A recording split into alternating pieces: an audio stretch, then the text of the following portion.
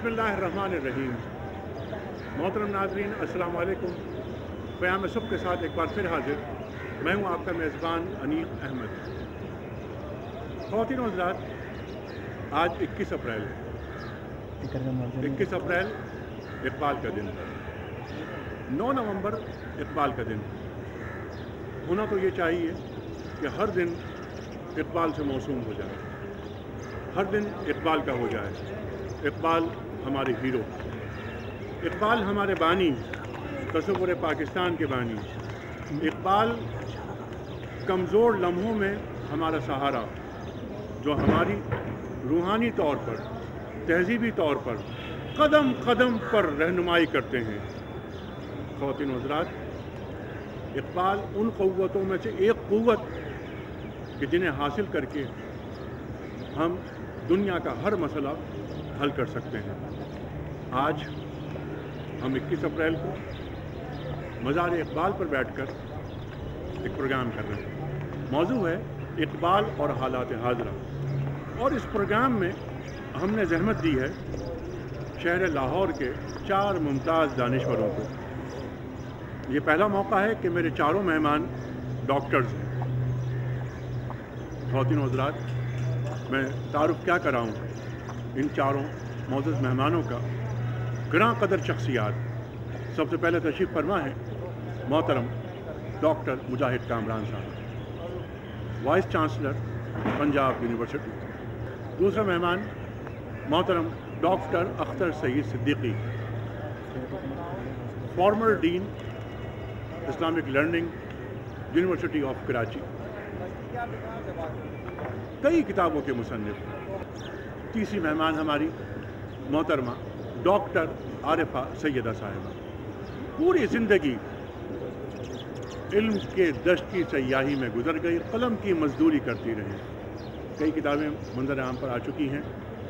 और हमारे प्रोग्राम के चौथे और आखिरी शरीक मोहतरम डॉक्टर जाहिद मुनीर आमिर साहब, पंजाब यूनिवर्सिटी में पढ़ाते हैं, अरबी में PhD किया, इक़बाल पर ख़ास निगाह रखते हैं। प्रोग्राम का आगाज़ आयात रब्बानी की तिलावत से क़ारी खालिद उस्मान अलवी साहब से गुजारिश करूँगा कि आयात रब्बानी की तिलावत से इस मुबारक प्रोग्राम का आगाज़ करें।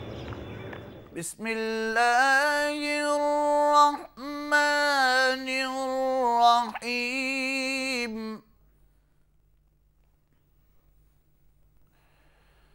ثم صدقناهم الوعد فأنجيناهم ومن نشاء وأهلكنا المسرفين.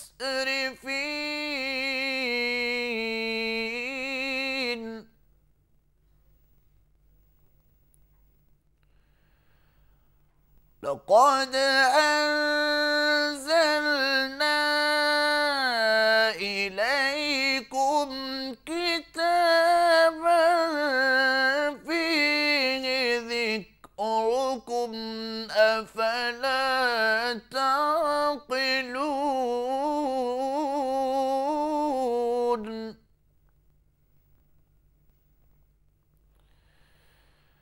ثم صدقناهم الوعد فأنجيناهم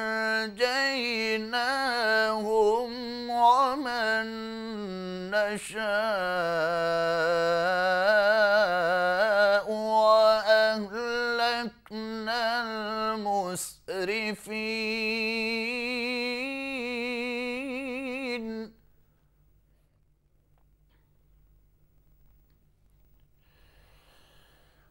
لقد أنزلنا إليكم كتابا فيه ذكركم أفلا تعقلون.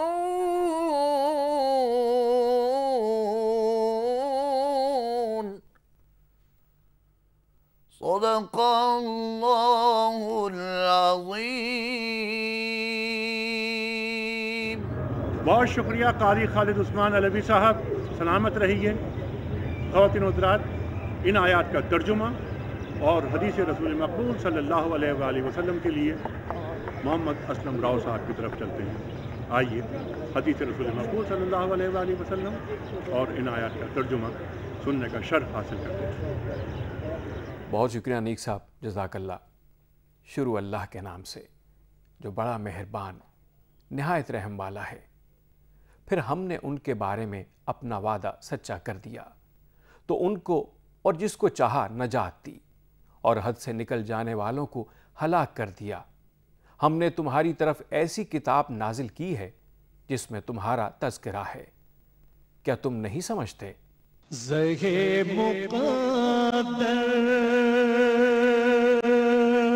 नबी करीम सल्लल्लाहु अलैहि वसल्लम ने फरमाया, लोगों के लिए एक वक्त ऐसा आएगा कि सब्र व इस्तकामत के साथ दीन पर कायम रहने वाला बंदा उस वक्त उस आदमी की मानंद होगा जो हाथ में जलता हुआ अंगारा थाम ले।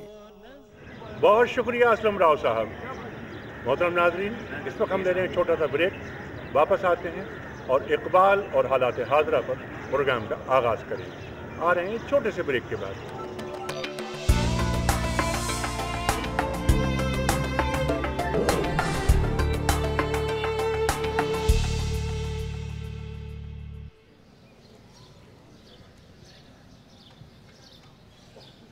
ख़वातीन व हज़रात, मुअज़्ज़िज़ हाज़रीन और नाज़रीन, प्रोग्राम का आगाज़ हम करना चाहेंगे मोहतरम डॉक्टर मुजाहिद कामरान साहब से। डॉक्टर साहब, इक़बाल और हालात हाज़रा, इस पर इंट्रो में मैंने कुछ कहने की कोशिश की। इक़बाल हमारी बहुत बड़ी क़ुव्वत का नाम जो हमें रूहानी तौर पर भी और तहज़ीबी तौर पर भी हमें ज़िंदा रखते हैं। डॉक्टर साहब, ये फरमा दीजिए आपके इक़बाल की आज हमारे माशरे में क्या रिलेवेंस रह गई है? देखिए, इक़बाल की रेलेवेंस हमारे माशरे ही के लिए नहीं है, तमाम दुनिया के लिए है। इक़बाल एक मुनफरिद शायर हैं और दुनिया में बड़े बड़े शोरा गुज़रे हैं, हमारे उर्दू लिटरेचर में गालिब भी हैं, मीर भी हैं, लेकिन जो तासीर और रूह में उतर जाने वाली बात इक़बाल के कलाम में है वो किसी और के कलाम में नहीं है। वो क्यों है? उसकी वजह यह है कि इक़बाल के तमाम इल्म, तमाम इरफान, तमाम फ़हम, तमाम कलाम की जड़ें कुरान फ़हमी में और हुज़ूर की ज़ात से मोहब्बत में। उनका नुक्ता नज़र आफाकी है और चूँकि वो मग़रिब में भी तालीम हासिल कर चुके थे और कुरान से भी अच्छी तरह आशना थे, इसलिए वो तमाम चीज़ों को एक अजमाई नज़र से देखते थे। बनी नौ इंसान एक नौ है उनके नज़दीक। इस्लाम उनके नज़दीक एक ऐसा दीन है जिस पे अमल करने वाले एक ऐसा ग्रोह हैं जो अपने इल्म, अपनी क़ुव्वत अमल, अपनी अखलाक की बुनियाद पर बनी नौ इंसान के निजात दहिंदा बनकर नौ इंसानी को मुत्तहिद करने वाले थे और उसके बाद नौ इंसानी को मकसद पैदाइश कायनात की तरफ राग़िब करने वाले। और मकसद पैदाइश कायनात माँ सिवाय इसके कुछ नहीं है कि खुदा की बनाई हुई अज़ीम शान कायनात, इस तहय्युर कदे को, इस निगार खाना चीन को समझ कर इसकी तस्खीर की जाए, इसके अलावा और कुछ नहीं है। तो वो इक़बाल, अब शेर में भूल जाता हूँ, मैं लिख लाया हूँ, अरूज याद में खाकी के मुंतज़र है तमाम, ये कहकशां ये सितारे ये नीलगूं। ठीक, अफलाक। इक़बाल डॉक्टर साहब ये फरमाते हैं कि यूरोप की ग़ुलामी पर रज़ामंद हुआ तू, मुझको तो गिला तुझसे है, यूरोप से नहीं है।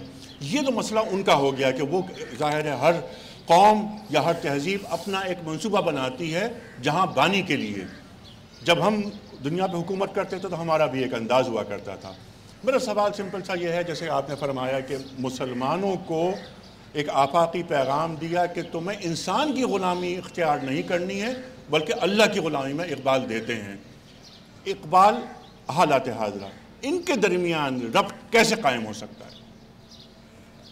देखिए अनीक साहब, ये हालात हाज़रा वैसे तो एक ज़रा मुबहम सा लफ्ज़ है اور لیکن یہ ہے کہ اس کے جو یعنی بہت ہی اہم جو فیچر ہے اور جس پر ہمیں توجہ دینا چاہیے وہ یہ کہ اب ایسا محسوس ہوتا ہے کہ دنیا ایک عالمی تہذیب کے دور میں داخل ہو رہی ہے. اب وہ جو علاقائی اور ریجنل تہذیبیں تھیں اور ثقافتوں کا دور تھا وہ ختم ہو رہا ہے, اور دوسرا قومیتوں کا وہ جو اسٹرکچر اقبال کے دور میں تھا اور یورپ میں جو نیشنلزم اٹھا تھا اور پھر اس کے مقابلے میں اقبال نے مسلم امت کو چاہا تھا کہ اس میں متحد ہو اور وہ ایک الگ انٹیٹی بنے.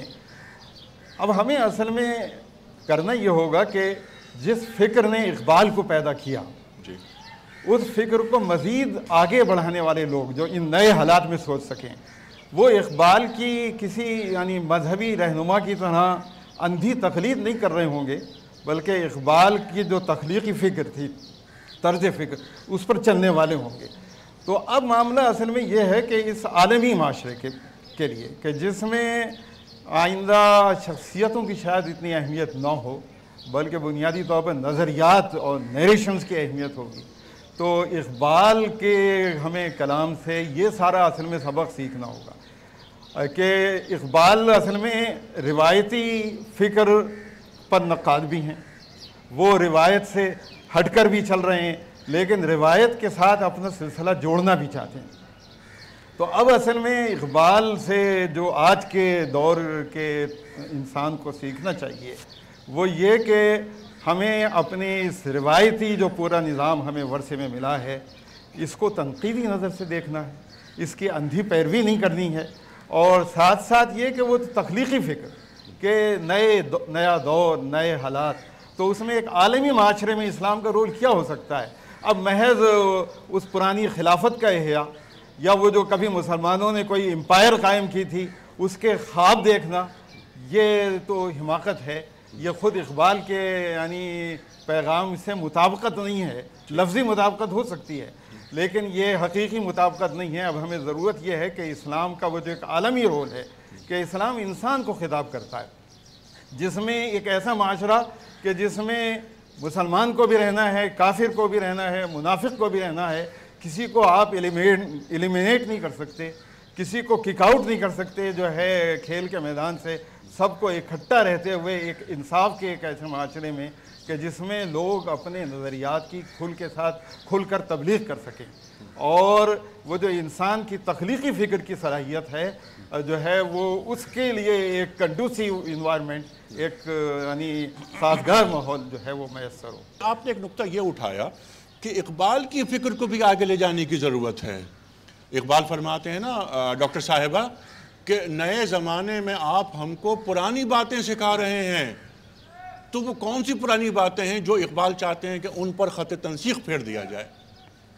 بہت شکریہ انیق صاحب, ایک تو اس بات کے لیے کہ ایسا موضوع چنا جس کی بہت ضرورت تھی, کیونکہ ہم اقبال کے شعر بہت دہراتے ہیں, جھوم جھوم کے کلام پڑھتے ہیں اور یہ نہیں سوچتے کہ زندگی میں اس کا کوئی عمل سے اور فکر سے اور احساس سے اس کا رشتہ ہے. جو سب سے بڑی چیز کسی بھی بڑے شاعر کی ہوتی ہے وہ لفظ نہیں ہوتے, لفظ تو ایک پیکر ہوتے ہیں اور اس کے پیچھے ایک پوری فہم ہے جو ہم اپنے احساس سے تلاش کرتے ہیں.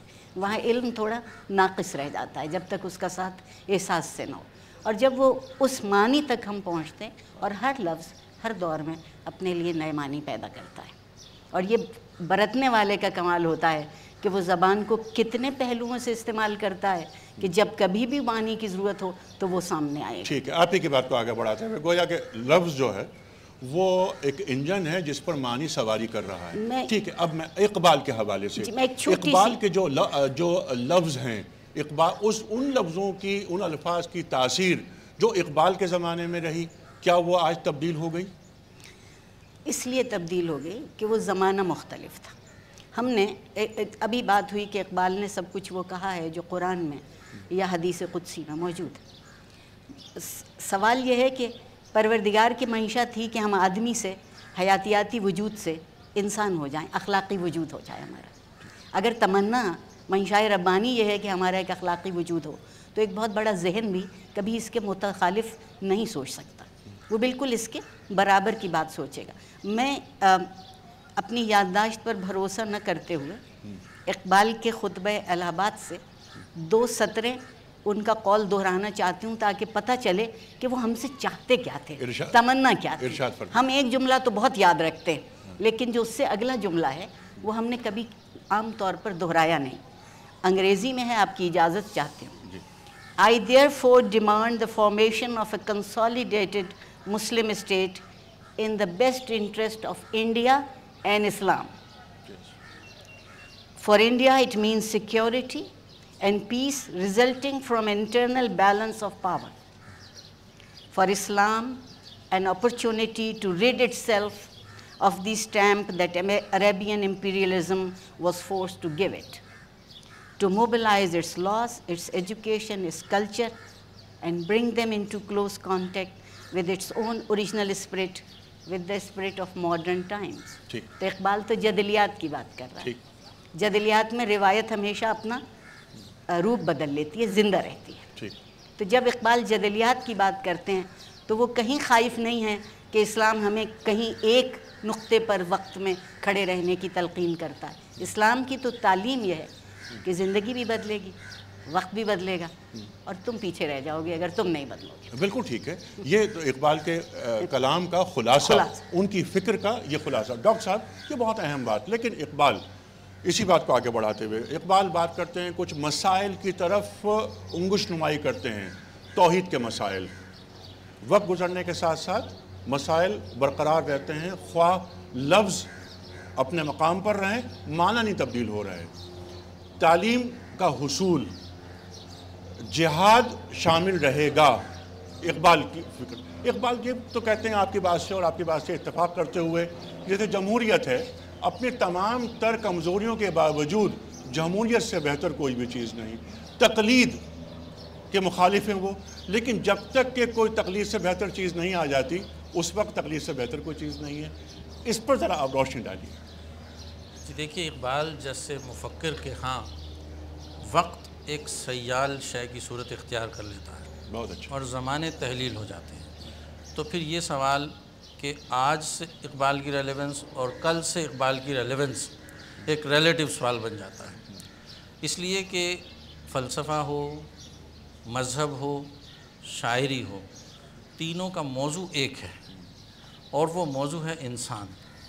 ایک اعلیٰ شاعر، ایک برتر شاعر جیسا کہ اقبال ہیں، انسان کی کامیابی اور انسان کی ناکامی سے بحث کرتا ہے۔ تو انسان کی کامیابی اور ناکامی ہمیشہ ریلیونٹ ہے، کوئی بھی زمانہ ہو یہ موضوع ریلیونٹ رہے گا، لہٰذا اقبال بھی ریلیونٹ رہے گا۔ جس نقطے کی طرف آپ نے اشارہ فرمایا، اقبال طبعاً تو تقلید کے خلاف ہیں، اور وہ نہیں چاہتے، وہ کہتے ہیں کہ تقلید کی روش سے تو بہتر ہے خودکشی، لیکن اس کے ساتھ وہ یہ بھی سمجھتے ہیں کہ اجتہاد یا ایک نئے راستے کی دریافت کے لیے آپ کے ذہن اور فکر کا آزاد ہونا نہایت ضروری ہے۔ اگر آپ کا ذہن اور فکر کسی بالادست طاقت کے شکنجے میں ہے، جیسے ڈاکٹر مجاہد کامران صاحب ذکر کر رہے ہیں کہ کچھ طاقتیں ہیں، کچھ گروہ ہیں جنہوں نے آپ کے دل و دماغ کو اپنے شکنجے میں کسا ہوا ہے، اس صورت میں اگر آپ ایک نئی دریافت کی طرف نکلیں گے تو ہو سکتا ہے گمراہ ہو جائیں۔ اس لیے انہوں نے اسرار خودی میں ایک مستقل نظم اس موضوع پہ لکھی ہے کہ درمانی ان کے در زمانۂ انحطاط تقلید از اجتہاد اولاد رست۔ اس میں کہتے ہیں کہ ز اجتہاد عالمان بے نظر اقتدا بر رفتگاں محفوظ تر، کہ اس دور میں جب آپ کم نظر ہو چکے ہوں، جب آپ کے دل و دماغ آزادانہ سوچنے سے عاری ہو چکے ہوں، اس وقت آپ کسی نئے راستے کی تلاش کے بجائے اپنی بنیادوں کے ساتھ وابستگی کی طرف توجہ کیجیے۔ اور وہ بنیادوں کے ساتھ وابستگی وہی ہے جو ہم کہتے ہیں کہ اقبال کی ساری شاعری قرآن سے ماخوذ ہے، اور انہوں نے خود بھی کہا ہے کہ گر دلم آئینہ یہ بی جوہر است، ور بے حرفم غیر قرآن مضمر است، روز محشر خار و رسوا کن مرا بے نصیب از بوسہ پاکن مرا، کہ اگر میرا دل ایک بے جوہر آئینہ ہو اور میری باتوں میں قرآن کے سوا کوئی بات ہو تو قیامت کے دن مجھے ذلیل و خوار کر دیا جائے اور رسول اللہ صلی اللہ علیہ وسلم کے بوسہ پا سے محروم کر دیا جائے۔ بالکل ٹھیک ہے، اور اجتہاد کا دروازہ آگے بڑھنے کے لیے لازمی ہے اس کا استعمال، اور وہ ہمیشہ مذاق اڑاتے ہیں ان لوگوں کا جو تقلید جامد کو لے کر ساتھ چل رہے ہیں۔ ڈاکٹر صاحب، جو آپ نے بات فرمائی تھی نا کہ ایک بڑی طاقتیں اور جو نظام کی جو بات کی آپ نے، اس کینوس بہت بڑا کر دیا۔ اقبال، جیسے کہ آپ نے یہ فرمایا کہ اقبال مغرب میں بھی جا کر دیکھ کر آئے تھے، پھر واپس آئے۔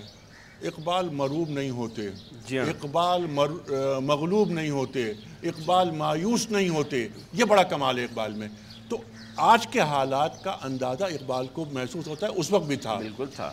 وہ کون سے مسائل اقبال کے ذہن میں تھے جن سے امت مسلمہ اور خاص طور پر ہم پاکستانی نبرد آزما ہو سکتے تھے؟ دیکھیں، اس میں جو سب سے بنیادی بات ہے وہ اس کا سارا تعلق علم کے ساتھ ہے۔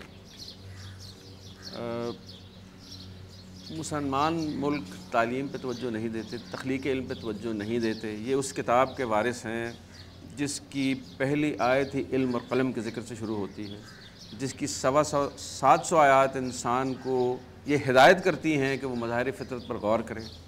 تدبر اور تفکر جس کے دستور العمل کا جزو اعظم ہے، تو وہ ذکر بھی کرتے ہیں نا کہ یہ کتابیں اپنے آبا کی۔ جی وہ کیا شعر ہے جو یورپ میں انہیں دیکھیں مگر وہ علم کے موتی کتابیں اپنے آبا کی، جو دیکھیں ان کو یورپ میں تو دل ہوتا ہے سپارہ۔ اقبال کو یہ اندازہ تھا کہ وسطی ایشیا جو ہے، چونکہ یہ یورپ اور ایشیا کا دل ہے، اس کی اسٹریٹجی میں کلیدی حیثیت ہے، اور اسی لیے وہ افغانوں سے بھی مخاطب ہیں، وہ غافل افغان، اور وہ یہ سمجھتے ہیں کہ یہی وہ خطہ ہے جس میں یہ صلاحیت ہے کہ وہ مسلمانوں کو اور بنی نوع انسان کو اکٹھا رکھنے کی تحریک چلا سکتا ہے۔ چنانچہ اقبال نے ہمیشہ زور اس بات پہ دیا ہے، نہیں، محبت مجھے ان جوانوں سے ہے اور نئی نسل سے ہے ستاروں پہ جو ڈالتے ہیں کمن۔ تو علم اور قدرت کی عظمت، قدرت کے حسن، اس کا احساس، اس کی ٹو، اس کو سمجھنے کی جہد مسلسل، یہ تمام چیزیں آپ کو اقبال کی شاعری میں ملیں گی۔ بے چینی، رت جگے، یعنی جب آپ اپنی رستگاہ میں بیٹھے ہوئے کائنات کے اپنی دوربینوں سے کائنات کی عظمت کا غور کرتے ہیں، تو اقبال چونکہ قرآن سے آگاہ تھے، اور قرآن میں بار بار یہ خدا کی بنائی ہوئی کائنات کی پرفیکشن کا دعویٰ کیا گیا ہے۔ تو اپنی نظر دوڑا، تجھے آسمانوں میں کوئی نقش نظر نہیں آئے گا، تیری نظر تھک کر پلٹ آئے گی، دوبارہ اپنی نظر دوڑا، تھک کر پلٹ آئے گی، تجھے اپنا کوئی نقش نظر نہیں آئے گا۔ غور و فکر، تو یہ وہ چیز ہے جس کی طرف اقبال سمجھتے تھے کہ ہم اشارہ کر رہے ہیں کہ علم سے دوری نہیں رکھنا، اور علم سے مراد، ڈاکٹر صاحب اقبال کیا لے رہے ہیں علم سے مراد؟ کیا محض دینی علوم کا حاصل کر لینا، یا سائنس اینڈ ٹیکنالوجی، معیشت، آئی ٹی، یہ جو کمندیں ہیں جہاں اشارہ فرمایا آپ نے، تسخیر کائنات کے رنگ، وہ امنگیں، وہ کمندیں، اس پہ کیا بات کرتے ہیں اقبال؟ دیکھیے، اصل میں سارا مسئلہ یہ ہے کہ علم کا جو تصور ہے وہ ہمارے مذہبی حلقوں میں بھی، اور سو کالڈ جو ہمارے جدید جو نظام تعلیم جسے ہم کہنے لگے ہیں، تو اس میں بھی تصور بالکل یعنی غلط ہو گیا ہے، اور نہ یہ اقبال کے تصور کے مطابق ہے، نہ قرآن کے تصور کے مطابق ہے۔ علم تو اصل میں نام ہی ہے انسان کی جو ادراکی صلاحیتیں ہیں، ان سب کو بھرپور طور پر، متوازن طور پر استعمال کرنا اور چیزوں کو دریافت کرنا، نئے حقائق کو بھی اور نئی چیزوں کو۔ تو خواہ وہ مذہبی دائرہ ہو، کیونکہ مذہبی دائرے میں بھی تفہیم جو ہے وہ محض انسانی کسب کے بغیر ممکن نہیں ہے۔ جب انسان کی طرف سے وہ ساری تفہیمی اور سمجھنے کی اور اس کو امپلیمنٹ کرنے کی وہ کوششیں ہوتی ہیں، یہ sub product of human mind ہوتا ہے۔ اب اصل میں سارا مسئلہ یہ ہے کہ اقبال کے جو ہے کلام کو یا اقبال کے خطبات کو پڑھ کر آج ہمیں سبق لینا کیا ہے؟ کیا علم کے سلسلے میں ہم ایک تو دیکھیے سبق لینے کا انداز یہ ہوتا ہے کہ الفاظ ہیں، الفاظ کے آپ ڈکشنری میننگ دیکھیں۔ دوسرا یہ ہے کہ نہیں، وہ الفاظ جو شخصیت وجود میں لا رہی ہے وہ کس سیاق و سباق میں ہے اور کن میننگ کا پہنچانا چاہتی ہے۔ تو الفاظ تو صرف برج آف کمیونیکیشن ہے، لیکن وہ اس کانٹیکسٹ کے ساتھ۔ تو اقبال اصل میں اگرچہ انہوں نے الگ کہیں ڈسکرائب نہیں کی ہے کوئی تھیوری آف نالج، لیکن ان کے اشعار سے اور ان کے کلام سے بالکل ایک نئی تھیوری آف نالج جو ہے وہ ابھرتی ہے، اور وہ یہ ہے کہ علم جو ہے وہ معلومات کا نام نہیں ہے. اور یہ اقبال نے اصل میں قرآن مجید سے کہا. قرآن مجید میں کہا گیا کہ ان السمع والبصر والفؤاد کل اولئک کان عنہ مسئولا، کہ تم لا علمی کو اپنا موقف نہ بناؤ، کیونکہ تین یہ بنیادی فیکلٹیز سمع، بصر اور فؤاد، یہ ان کے بارے میں باز پرس کی جائے گی کہ تم نے ان کو کیسے استعمال کیا. اور سمع محض کان سے سننا نہیں ہے، بصر محض آنکھ سے دیکھنا نہیں ہے، اور فؤاد محض جو ہے وہ خون پمپ کرنے والا آلہ دل نہیں ہے، بلکہ یہ تین مختلف فیکلٹیز ہیں. سمع آپ سے پہلے کے انسان یا آپ کے دور کے انسانوں کی فراہم کردہ معلومات کو ریڈی میڈ طور پر حاصل کرنا سمع.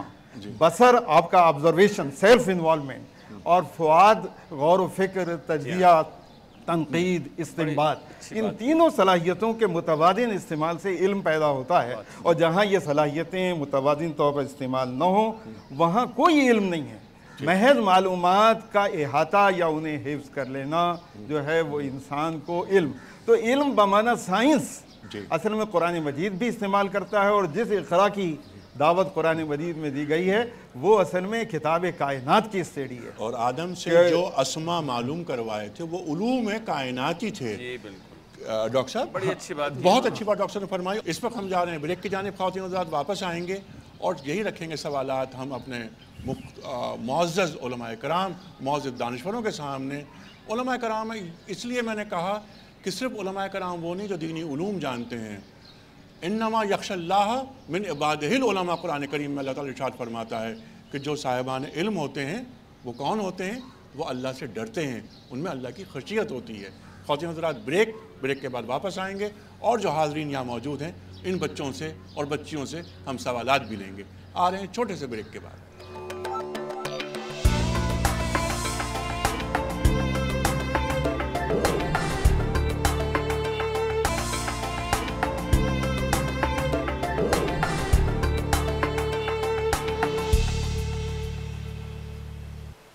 Welcome back.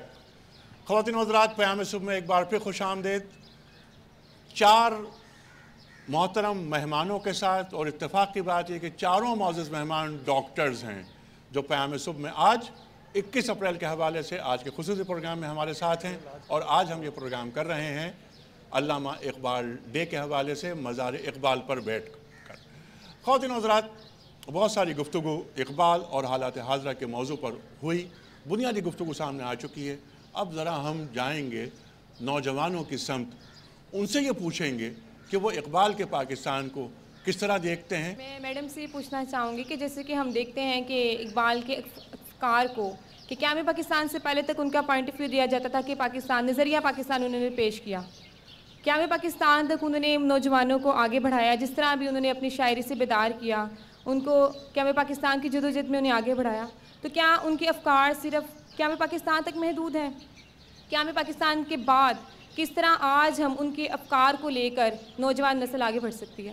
میڈم پہلی گزارش یہ ہے کہ یہ غلط فہمی دور کر لینا چاہیے ہم سب کو کہ فکر کسی زمانے کی قید میں ہوتی ہے. بہت اچھا. ایک فکر ہی ہے جو آزاد ہوتی ہے، اور اقبال کا مقصد نہ نوجوان تھا، نہ صرف پاکستان تھا، بلکہ ان کا مقصد وہ زندگی کا تصور تھا جہاں لوگ عزت نفس کے ساتھ، اپنی شناخت کے ساتھ عزت سے سر اٹھا کے جی سکیں. تجسس کی بات کرتے ہیں جو علم کی بنیاد ہوتا ہے، اور تجسس اس لیے کہ جو تجسس نہیں کرتا وہ کسی کام میں مشغول نہیں ہوتا، جو مشغول نہیں ہوتا وہ دریافت نہیں کرتا، جو دریافت نہیں کرتا وہ محروم رہتا ہے. تو یہ حد سے سوا ہو گیا ہے یہ نصابی کتابوں کا المیہ کہ اب ہم ایسے سوال پوچھیں کہ کیا علامہ اقبال صرف پاکستان بنانے کے لیے شعر کہتے تھے اور اس کے بعد ان کی شاعری ختم ہو گئی. کوئی بڑی فکر، کوئی بڑا خیال اور کوئی بڑا شاعر نہ کسی زمانے کا ہوتا ہے، نہ کسی خاص وقت کا ہوتا ہے، نہ کسی خاص لوگوں کا ہوتا ہے، ہر اس کا ہوتا ہے جو اس کو اپنا لے. بہت شکریہ. اور میڈم آپ ہی کی بات کو آگے بڑھاتے ہوئے کہ اقبال کی نگاہ میں پاکستان منزل نہیں بلکہ نشان منزل ہے. اب مائک یہاں لے آئیں اس طرف.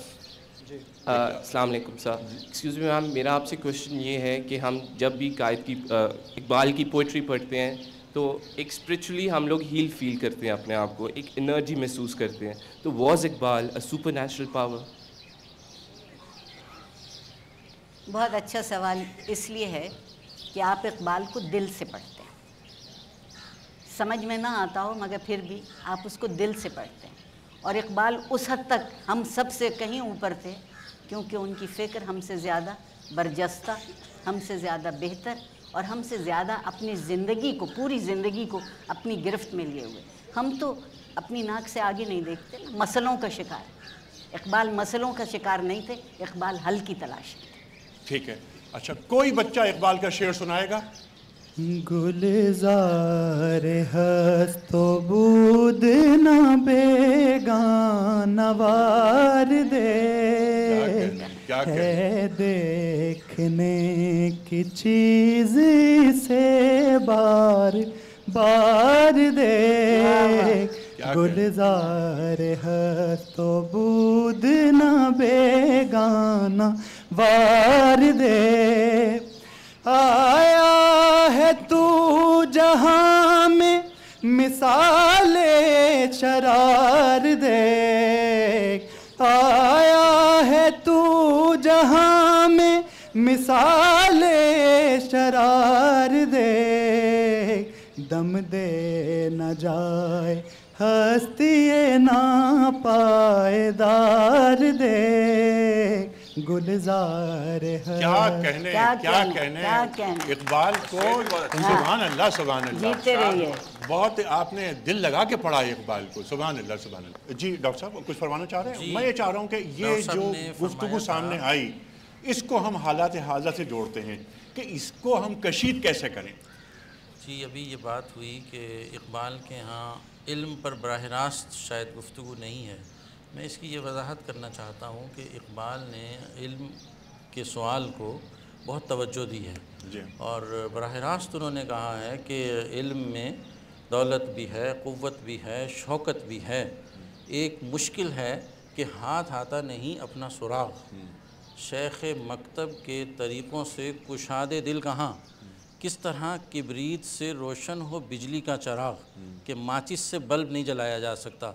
پرابلم یہ ہے کہ جو علم ہم پڑھا رہے ہیں, جو ہم سیکھ رہے ہیں, جس علم کا چرچا ہے, اس سے ہم اپنی خودی کو, اپنے آپ کو دریافت کرنے میں کامیاب نہیں ہو سکتے.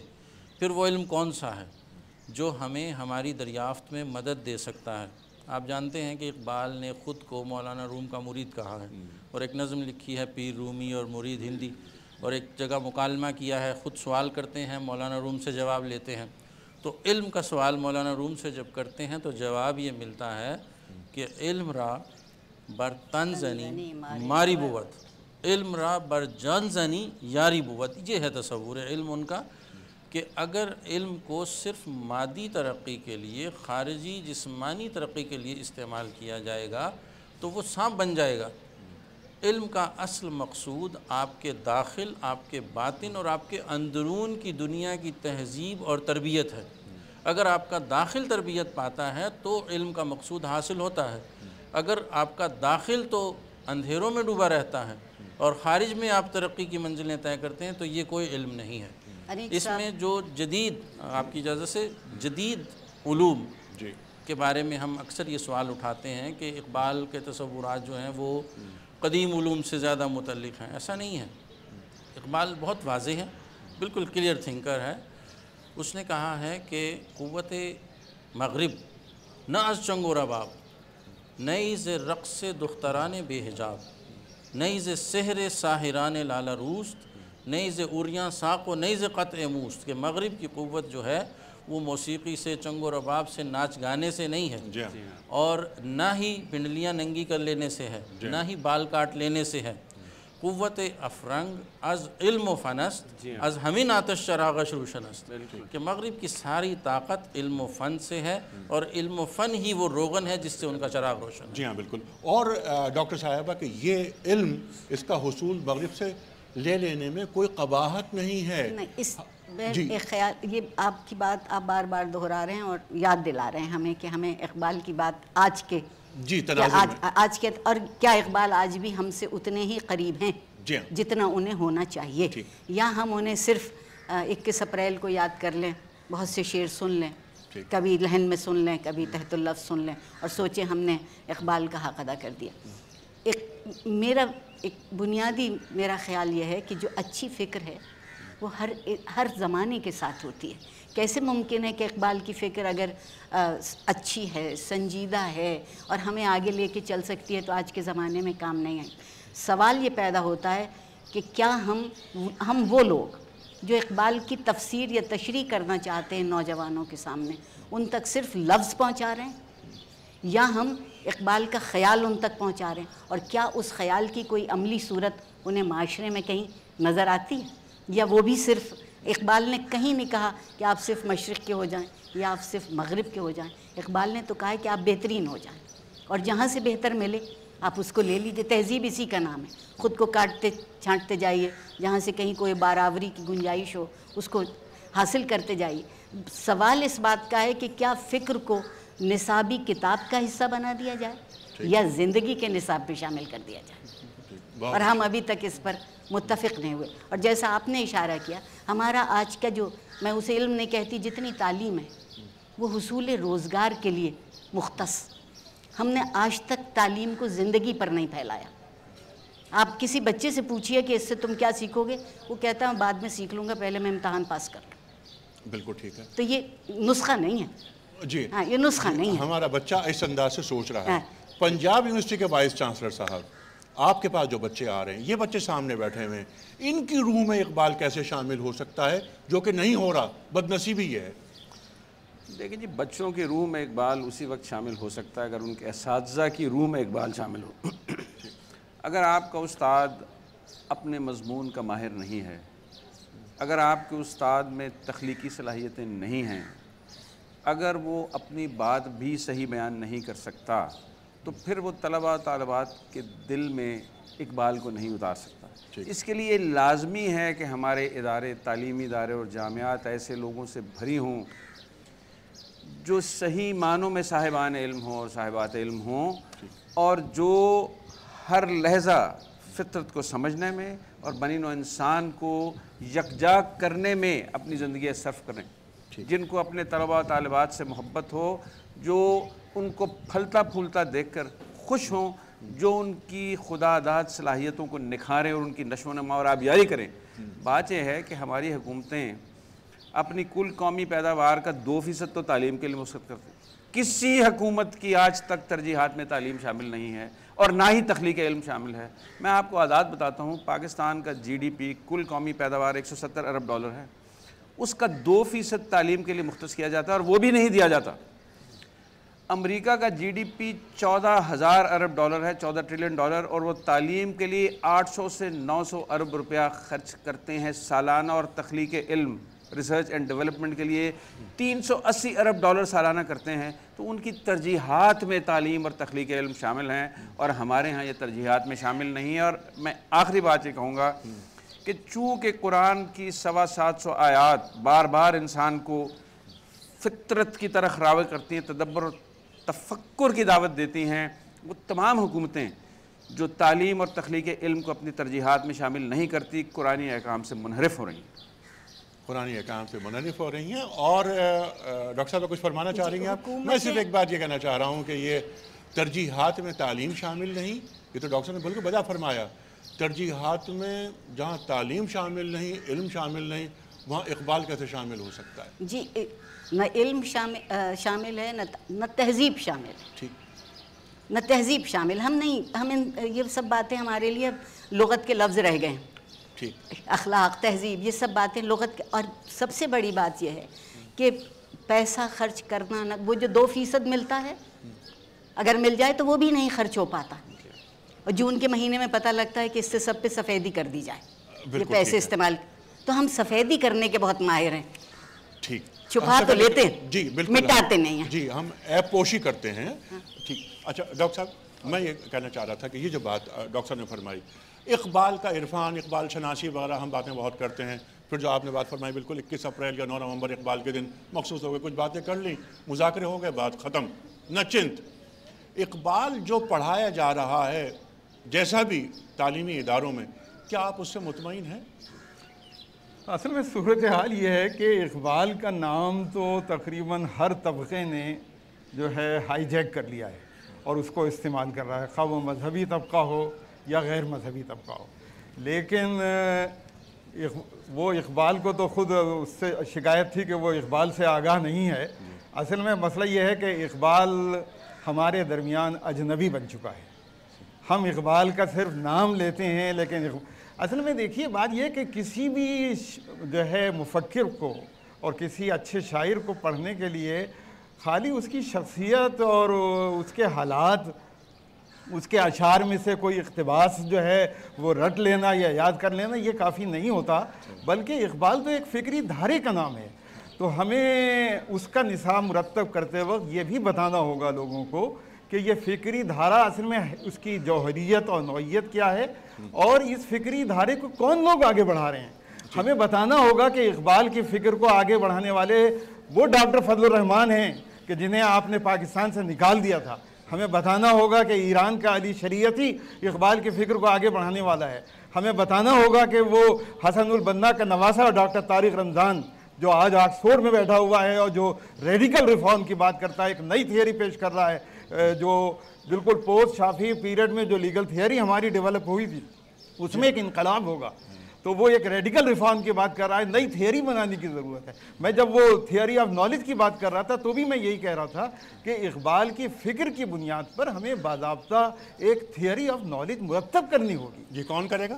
اور ظاہر ہے کہ یہ آج ہی کے لوگوں کو اگرچہ ہم انٹلیکچوئل ڈیفیسٹ کا شکار ہیں. اجازت دیں، بات یہ ہے کہ 18 کروڑ کی یہ قوم ہے، اس میں سے 18-20 لاکھ لوگ ہیں جو کالجوں اور یونیورسٹیوں میں جاتے ہیں. پورے پاکستان کی جامعات میں پی ایچ ڈی اساتذہ کی تعداد کل 4000 ہے. ٹھیک. اور وہ جو 4000 ہیں ان میں سے کئی ایسے ہیں جو اپنے مضمون کو سمجھتے ہیں تھوڑا بہت، لیکن ان کا تاریخ اور ادب کا مطالعہ نہیں ہے. ٹھیک. مانچسٹر یونیورسٹی ایک یونیورسٹی ہے برطانیہ کی، 36,000 طلباء طالبات ہیں. پنجاب یونیورسٹی میں 30,000 طلباء طالبات ہیں.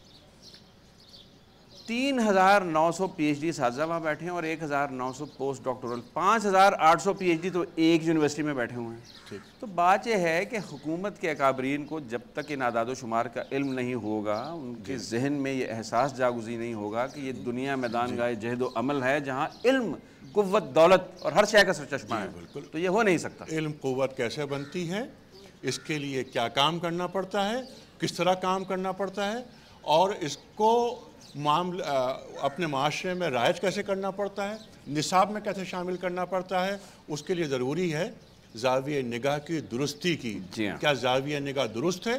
کلاس 1 سے کلاس 12 تک کم از کم اقبال کو تقسیم کر دیا جائے، کلاس 1 کے بچے کے لیے، کلاس 2 کے بچے کے لیے. اس کے بعد ماسٹر اور پی ایچ ڈی پہ ریکنسٹرکشن پہ بات کی جائے.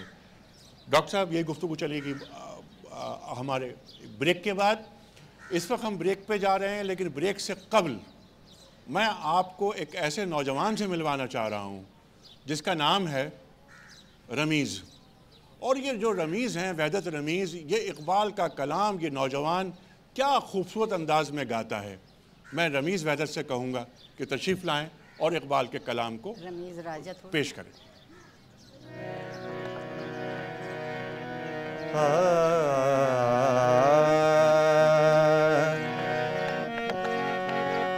ہر لہجہ ہے مومن کی نئی شان نئی آن، ہر لہجہ ہے مومن کی نئی شان نئی آن، گفتار میں کردار میں اللہ کی برہان، ہر لہجہ ہے مومن کی. قہاریو غفاریو قدوسیو جبروت،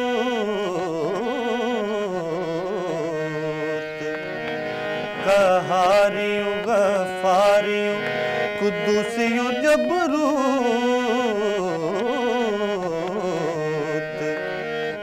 یہ 4 عناصر ہوں تو بنتا ہے مسلمان، ہر لہجہ ہے مومن کی. ہم سایہ جبریل امی بندہ خاکی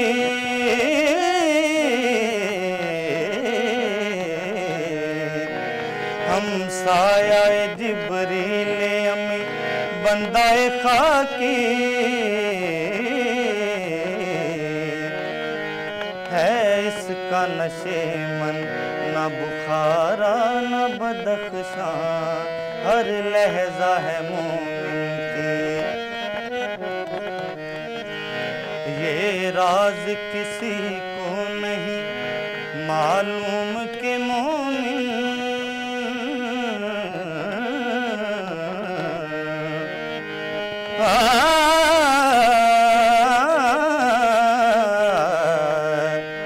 یہ راز کسی کو نہیں معلوم کہ مومن قاری نظر آتا ہے حقیقت میں ہے قرآن قاری نظر آتا ہے حقیقت میں ہے قرآن ہر لہجہ ہے مومن کی جس سے جگر لالا میں ٹھنڈک ہو وہ شبنم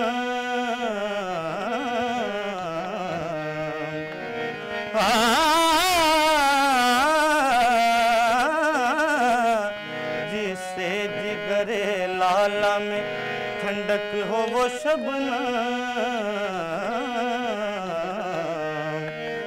دریاؤں کے دل جس سے بہل جائیں وہ طوفان ہر لہجہ ہے مومن کی نئی شان نئی آن ہر لہجہ ہے مومن کی سبحان اللہ سبحان اللہ سبحان اللہ واہ واہ وحدت رمیز سبحان اللہ خوش رہیے سلامت رہیے خواتین و حضرات ہر لہجہ ہے مومن کی نئی آن نئی شان گفتار میں کردار میں اللہ کی برہان یہ راز کسی کو نہیں معلوم کہ مومن قاری نظر آتا ہے حقیقت میں ہے قرآن قاری قرآن کیسے بنتا ہے خواتین و حضرات بہت ساری باتیں کریں گے اس وقت نیوز بلیٹن کا وقت ہو رہا ہے واپس آئیں گے تو ہم رکھیں گے سوالات کہ اقبال اختلاف کرتے ہیں بلکہ شدید مخالفت کرتے ہیں پاکستانی مسلمان ایرانی مسلمان افغانی مسلمان کے تصور سے وہ تصور وحدت امت کس طرح بحال رکھنا چاہتے ہیں خواتین و حضرات آج نیشن اسٹیٹ کا تصور ہمارے سامنے موجود ہے اپنی اپنی باؤنڈریز میں رہتے ہوئے ہم کس طرح امت کے تصور کو اپنے ساتھ رکھ سکتے ہیں بلکہ حرز جاں بنا سکتے ہیں اس پہ بات کریں گے لیکن پہلے ہم خبروں کی طرف چلتے ہیں دریاؤں کے دل جس سے بہل جائیں وہ طوفان ہر لہجہ ہے مومن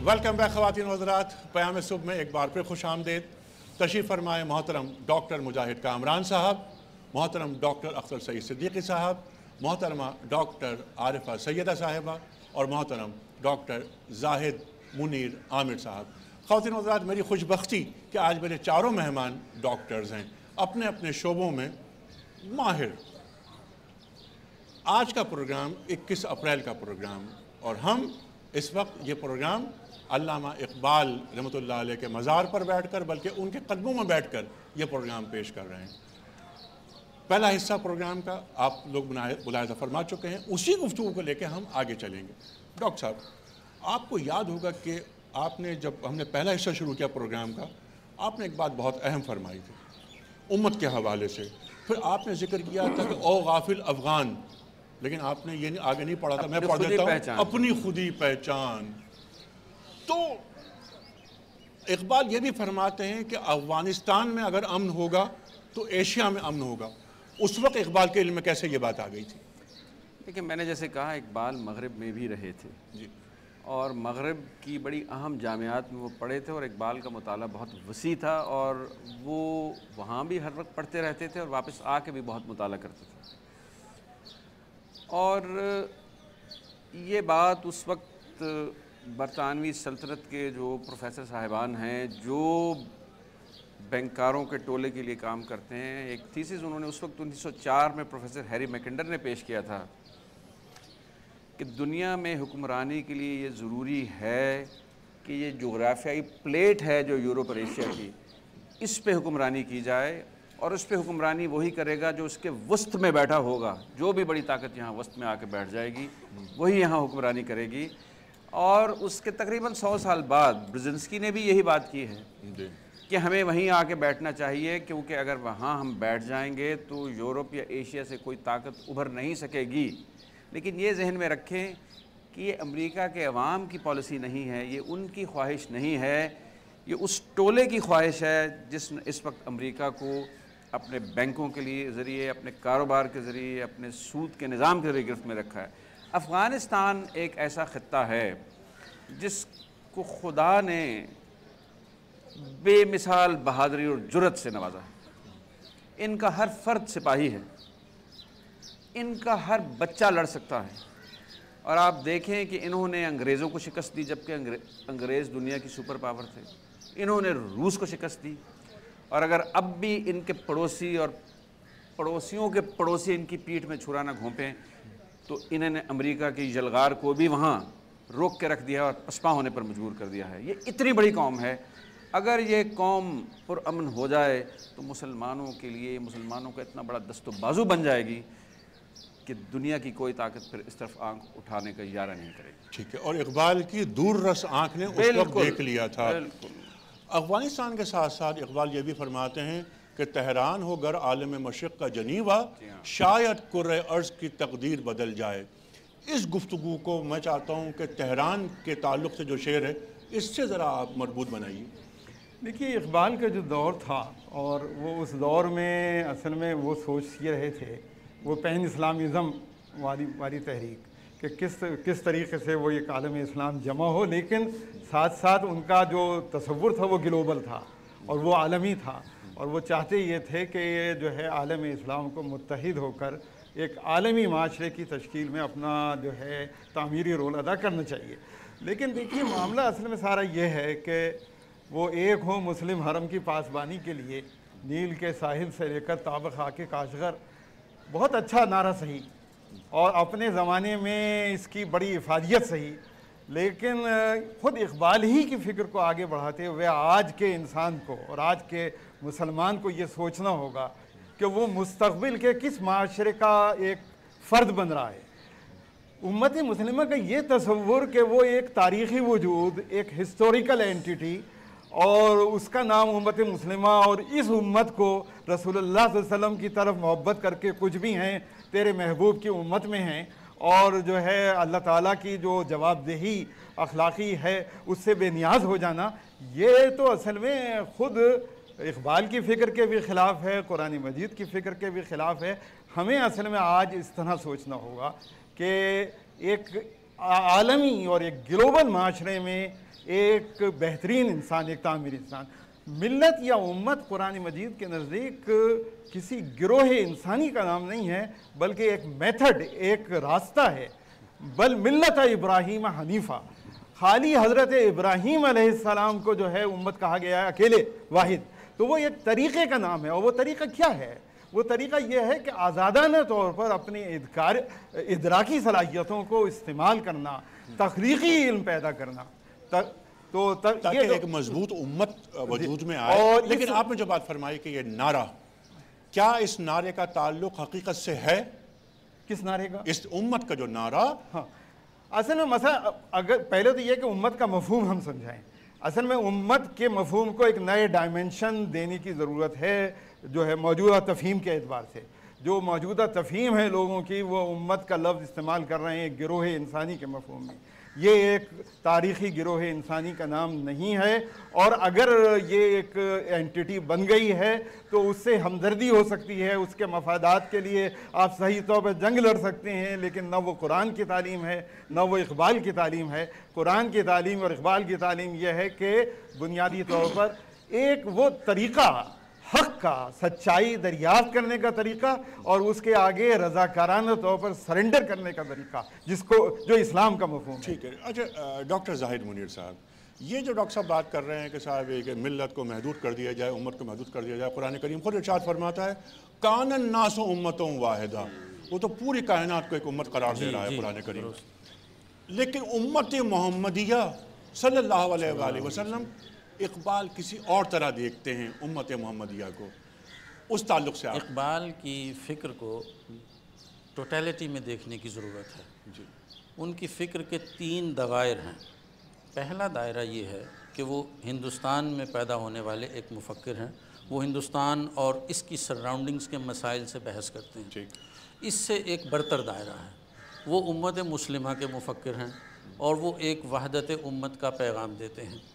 ایک اس سے بڑا دائرہ ہے اور وہ انسانیت کے مفکر ہیں اور وہ وحدت انسانیت کا پیغام دیتے ہیں. تو جب ہم اوپر سے ان تینوں دائروں کو دیکھیں گے تو اس بڑے اور آخری وحدت انسانیت کے دائرے میں دوسرے دونوں دائرے خود بخود آ جائیں گے. وہ کہتے ہیں نا کہ بتان رنگ و خوں کو توڑ کر ملت میں گم ہو جا، نہ تورانی رہے باقی، نہ ایرانی نہ افغانی. اس سے آگے جب دیکھیے 1 جنوری 1938 کو جو وہ سال نو کا پیغام دے رہے ہیں، اس میں وہ یہ کہتے ہیں کہ سب سے بڑی وحدت انسانیت کی وحدت ہے اور اسی وحدت کی طرف رجوع کرنے کی ضرورت ہے. اور یہ تصور براہ راست قرآن سے ماخوذ ہے. دیکھیے قرآن کہتا ہے کہ یا ایھا الناس اتقوا ربکم الذی خلقکم من نفس واحدہ وخلق منها زوجها وبث منهما رجالا کثیرا ونساء واتقوا اللہ الذی تساءلون به والارحام ان اللہ کان علیکم رقیبا.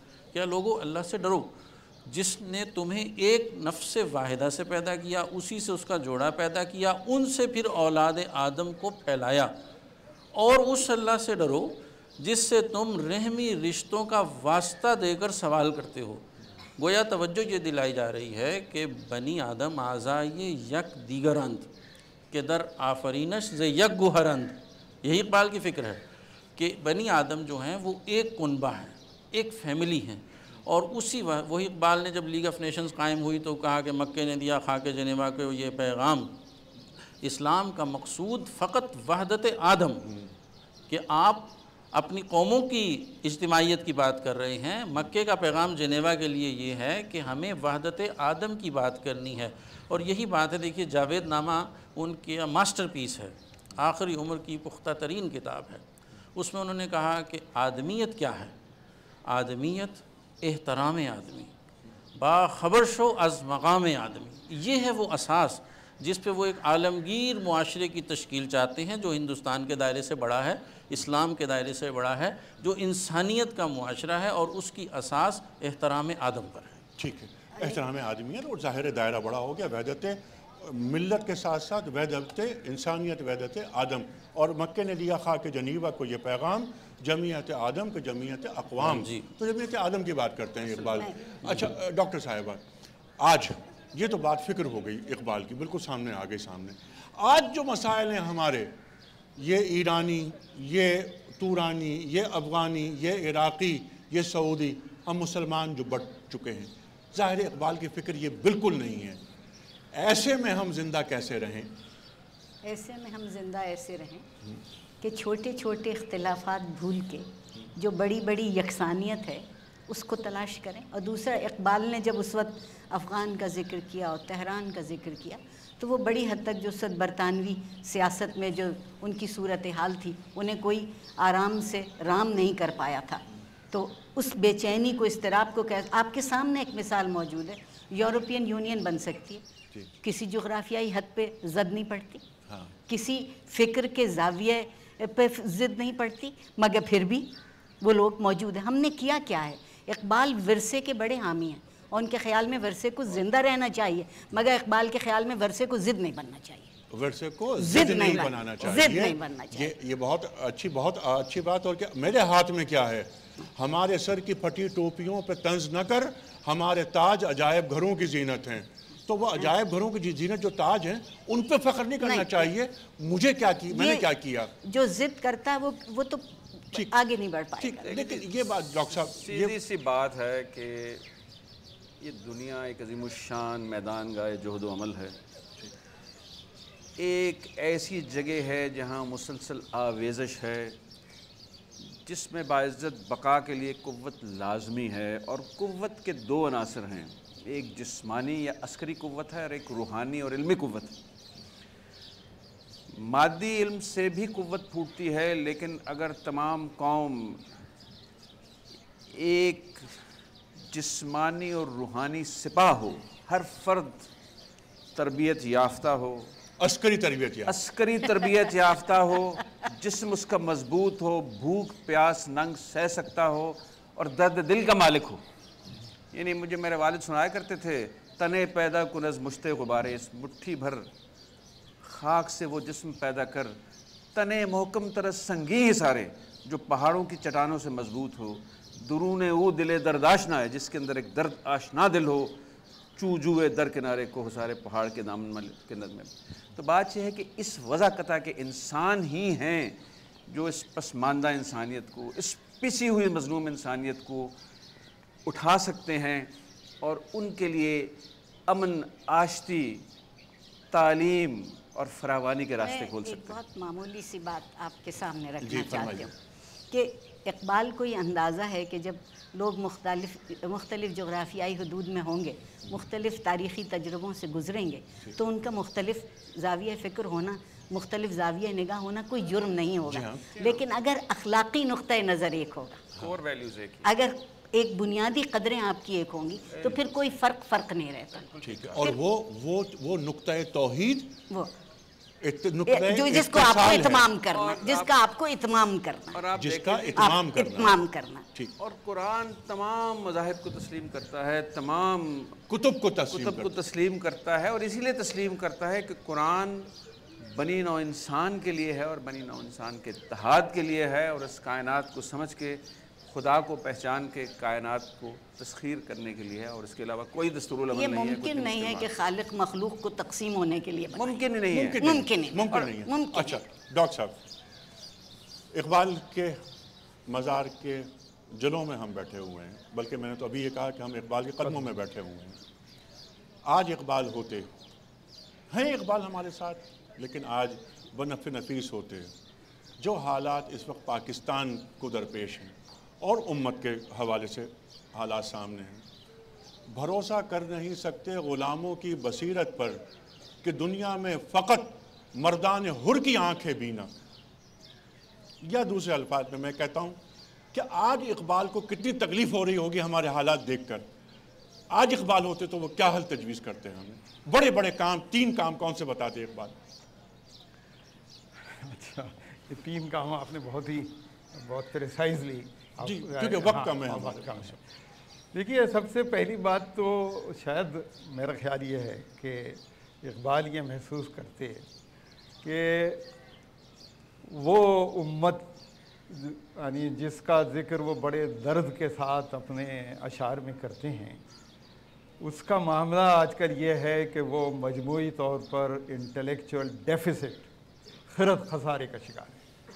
یعنی وہ جو انٹلیکچوئل کوانٹم جو مجموعی طور پر یہ امت یا گروہ، تاریخی امت، وہ جو تاریخی طور پر وہ جو ایک اینٹیٹی ہے، وہ آج کے دور میں وہ کیا پروڈیوس کر رہی ہے، اور یہ اصل میں اس وقت تک ممکن نہیں ہے جب تک کہ دوبارہ وہ جو پورا انٹلیکچوئل میکینزم ہے اور وہ جو کانسیپٹ ہے جو ہے نالج کا، وہ پورا اس میں انقلابی تبدیلیاں لائی جائیں۔ اس کے بغیر، جس میں مذہب خود بخود آتا ہے، یعنی مذہب کو چھیڑے بغیر، اور وہ مذہبی تصورات جو ہمارے کلاسیکل پیریڈ میں ڈیولپ ہوئے ہیں، ان میں تبدیلی لائے بغیر آپ انٹلیکچوئل جو میدان میں، خواہ وہ مذہبی دانشی کیوں نہ ہو، اس میں ذرا بھی آگے نہیں بڑھ سکتے۔ تو اقبال کے ساتھ اگر کسی بھی وفاداری کا اور اس کے فکر کو آگے بڑھانے کی کوئی بات کرنی ہے، تو ہمیں سب سے پہلے تو یہ اپنے اندر یہ ہمت پیدا کرنی ہوگی کہ وہ جو کلاسیکل ہمارا جو دور زوال کا جو تصورات ہیں مذہبی، ان میں ہم تبدیلی لائیں۔ دوسرا یہ ہے کہ اقبال اجتہاد کی بات کرتے تھے۔ اقبال نے اپنے دور میں کوشش بھی کی، ان سارے وہ جو انسان کے ذرائع علم تھے ان کو ریویو کیا، اور خطبات اسی موضوع پر مشتمل ہے۔ لیکن اصل جو میں آج اقبال سے سیکھ کر اور اقبال ہی سے فیض حاصل کر کے میں یہ بات کر رہا ہوں کہ اصل چیز یہ ہے کہ ایک بڑا بنیادی سوال ہے جسے آج ہمیں ریویو کرنا چاہیے، وہ یہ کہ وحی کے ساتھ انسان کا رشتہ کیا ہے؟ کیا وحی کے ساتھ ہمارا رشتہ یہ ہے کہ کمانڈ اینڈ اوبیڈینس، بنے بنائے احکام جو ہیں وہ اللہ جو ہے وہ نازل کر رہا ہے اور ہم ریسیونگ اینڈ پر ہیں اور ہمیں صرف اطاعت کرنی؟ یہ رشتہ نہیں، بلکہ بنیادی طور پر رشتہ یہ ہے کہ انسان اس بات کا مکلف ہے کہ سچائی کو دریافت کرنے کے لیے اپنی ادراکی صلاحیتوں کو بھرپور طور پر استعمال کرے۔ قرآن اکانومائز کرتا ہے ہماری انٹلیکچوئل ایفرٹس کو، ہمیں صحیح راستہ دکھاتا ہے، صراط مستقیم دکھاتا ہے، ہمیں ایک ویلٹن شون یعنی کائنات کا تصور، کائنات میں انسان کا مقام، زندگی کا تصور یہ دیتا ہے۔ یہ وہ بڑا فریم ورک، اور لیکن ہمیں خود جو ہے وہ اپنے لیے اب قوانین بنانے ہیں اس دائرے میں رہتے ہوئے جو سچائی کو ریفلیکٹ کر رہے ہوں، لیکن ہم اللہ کو جب نیچے اتار لاتے ہیں اور زمین پر اتار کر اللہ سے جو ہے وہ عام قانون سازی کا کام کروا رہے ہوتے ہیں، اور پھر اللہ کی طرف منسوب کر کر کوئی بھی مولوی اور کوئی بھی شیخ جو ہے وہ یہ کہہ دیتا ہے کہ یہ اللہ کا قانون ہے، تو یہ اللہ کے ساتھ اس سے بڑی زیادتی نہیں ہو سکتی۔ ڈاکٹر صاحب یہ اللہ تعالیٰ کو نیچے اتار لیتے ہیں جو آپ نے فرمایا۔ اللہ تعالیٰ اقبال فرما رہے ہیں انسان کا قد بڑا کر رہا ہے، انسان کو بلند کر رہا ہے، بلکہ اقبال یہاں تک لکھتے ہیں کہ ایک وقت ایسا آتا ہے کہ بندہ کو ورکر ہو جاتا ہے اللہ تعالیٰ کا، ہمکار ہو جاتا ہے اللہ تعالیٰ کا، خالق بن جاتا ہے، خالق بن جاتا ہے، اس کا ہاتھ اللہ کا ہاتھ ہو جاتا ہے، اس کی آنکھ اللہ کی آنکھ ہو جاتی ہے۔ ڈاکٹر صاحب یہ بہت اہم موضوع، لیکن اس وقت ہمیں جانا ہے بریک کی جانب۔ جب واپس آئیں گے تو کچھ سوالات ہم لیں گے نوجوانوں سے، اور میں سوال یہ رکھوں گا آپ چاروں کی خدمت میں کہ نوجوان جو کہ مستقبل ہے ہمارا، اقبال نوجوانوں کے تعلق سے کیا فرماتے ہیں؟ خواتین و حضرات ایک بریک کے بعد آ رہے ہیں۔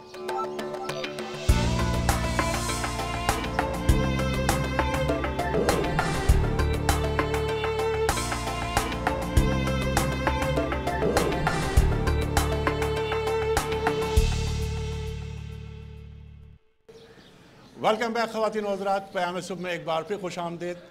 آج 21 اپریل ہے اور 21 اپریل اقبال کا دن، بلکہ ہر دن ہی اقبال کا ہے پاکستان میں اور امت کی سطح پر۔ خواتین و حضرات، آج یہ خصوصی پروگرام ہم اقبال اور حالات حاضرہ کے موضوع پر مزار اقبال لاہور کے سامنے بیٹھ کر کر رہے ہیں، بلکہ میں نے یہ عرض کیا تھا وقفے سے پہلے کہ یہ پروگرام ہم اقبال کے قدموں میں بیٹھ کر کر رہے ہیں، اقبال کو یاد کرنے کی کوشش کر رہے ہیں، اقبال کی فکر سے کچھ کشید کرنے کی کوشش کر رہے ہیں۔ خواتین و حضرات، افسوسناک بات یہ ہے کہ اقبال کو ہمارے نصاب تعلیم سے رفتہ رفتہ نکالا جا رہا ہے۔ ڈاکٹر صاحب نے بہت اچھی بات کی، ڈاکٹر مجاہد کامران صاحب نے وقفے سے قبل، کہ جو لوگ اقبال کو پڑھا رہے ہیں کیا وہ خود اقبال شناس ہیں؟ کیا انہیں اقبال کا عرفان ہوا ہے؟ اس پر بھی ہم بات کریں گے، کیونکہ ان اساتذہ کا تعلق براہ راست نوجوانوں سے ہے۔ اس وقت ہم چل رہے ہیں، جو اس وقت ہمارے پاس یہاں سامنے بیٹھے ہیں نوجوان، کہ یہ نوجوان اقبال کے تعلق سے کیا فکر رکھتے ہیں، اور جو ہمارے چاروں مہمان یہاں موجود ہیں ان سے ان کے ذہنوں میں کوئی سوال اگر ہے تو وہ سوال کریں۔ اور میری گزارش یہ ہے کہ سوال سے پہلے اقبال کا کوئی شعر اگر آپ کو یاد ہو تو ضرور وہ شعر پڑھیں۔ جی آپ کا سوال؟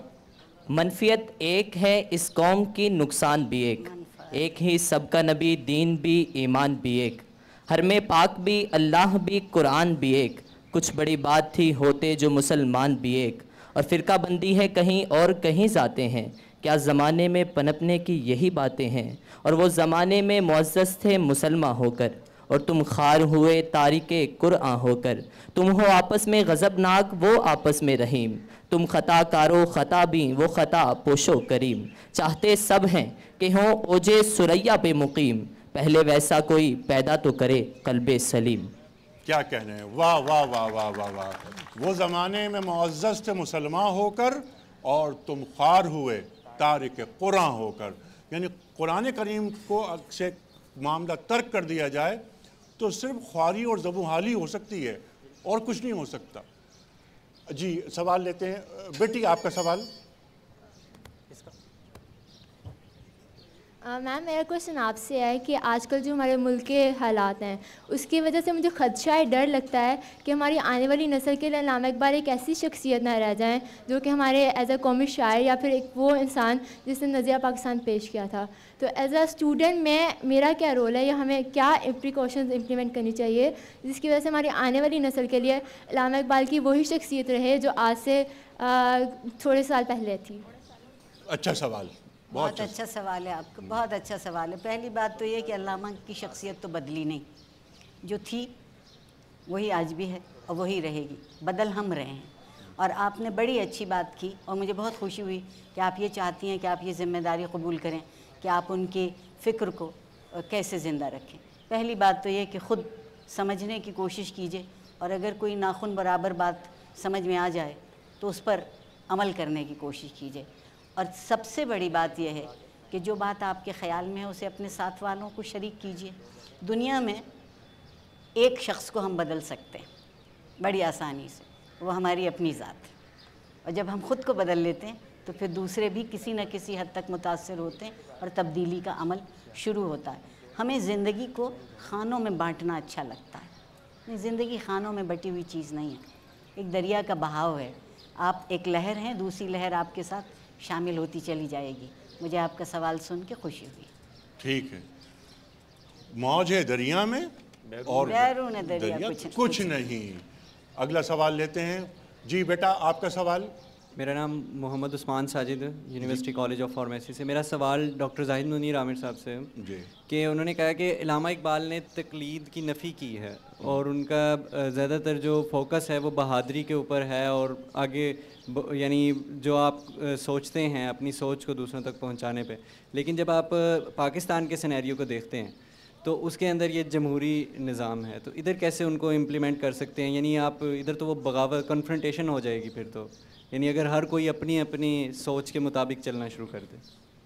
ڈاکٹر صاحب. جی دیکھیے، ہم مزار اقبال پہ بیٹھے ہیں اور اگر ابھی ہم یہاں سے اٹھیں اور اس صاحب قبر کے قدموں میں حاضری دیں تو آپ دیکھیں گے کہ چھت کی دیواروں پر کچھ شعر لکھے ہوئے ہیں. یہ زبور عجم کی ایک غزل ہے اور اس غزل میں ایک شعر ہے جو آپ کے سوال کا بلکہ بہت سے سوالوں کا جواب دے رہا ہے. فروغ آدم خاکی ز تازہ کاری ہاست، مہو ستارے کنند آنچے پیشزین کردن. کہ آپ کا ہمارا امتیاز اس دنیا میں یہ ہے کہ ہمارے اندر قوت اختراع، قوت تخلیق، نئی بات کرنے کی صلاحیت رکھی گئی ہے. ورنہ چاند، سورج، ستارے جو ہیں وہ صدیوں سے اس دنیا میں روشنی پر گھیر رہے ہیں، لیکن وہ ایک لگے بندھے پیٹرن سے ہٹ نہیں سکتے. مہو ستارے کنند آنچے پیشزین کر دیں، جو صدیاں پہلے وہ کر رہے تھے آج بھی وہی کر رہے ہیں.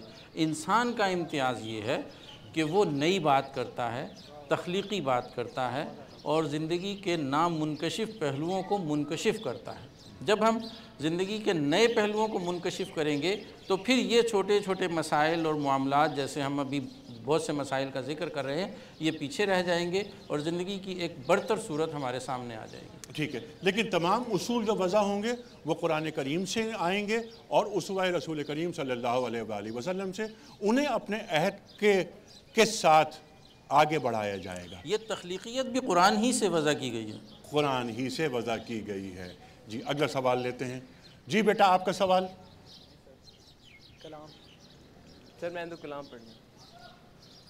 سر کلام پڑھنا ہے. کلام پڑھنا ہے نا؟ خاتون بڑی دیر سے. جی ان کا سوال لے لیتے ہیں، اس کے بعد آپ اس کے میں جب آپ کہیں گے نا آپ یہ کہیے گا کہ میں اقبال کا کلام سنانا چاہ رہا ہوں. ہاں میڈم سے میرا کوشچن ہے پہلا کہ اقبال نے اردو میں پہلے بہت لکھا، اس کے بعد ایک دفعہ فارسی میں لکھا، اس کی کیا وجہ تھی؟ اور ساتھ میرا دوسرا کوشچن یہ ہے کہ کیا ہم علامہ اقبال کو ان کی شخصیت کو سمجھ پائے ہیں کہ علامہ اقبال کیا ہیں، اور کس طرح یعنی ہم کیا کتابوں میں چند ان کے چیپٹر یا لکھنے سے کیا ہم ان کی تمام چیزوں کو اچھی طرح، اور وہ بھی وہ یہ ہے ہم کورس کے حوالے سے پڑھا دیتے ہیں یا پڑھ لیتے ہیں، اس کے لیے ہمیں کیا کرنا چاہیے؟ ٹھیک ہے. اچھا میڈم، انہی کے سوال کو آگے بڑھاتے ہیں. پہلا سوال بہت اچھا کہ اردو کے بعد فارسی. مولانا گرامی کو ایک خط لکھتے ہیں 1916 میں اقبال. اس کا ایک جملہ وہ یہ فرماتے ہیں کہ اردو میں میرا بخار نہیں نکلتا تو مجھے فارسی میں شعر لکھنے پڑتے ہیں. اس روشنی میں کچھ بات کیجیے. آپ نے بہت اچھا سوال اٹھایا کہ اردو بڑی حد تک ایک خاص خطے کی زبان ہو جاتی، لیکن اس وقت اور آج بھی ایک بڑی دنیا میں فارسی وہ زبان تھی جو زیادہ لوگ سرحدوں سے پار ہو کے بھی سمجھتے تھے.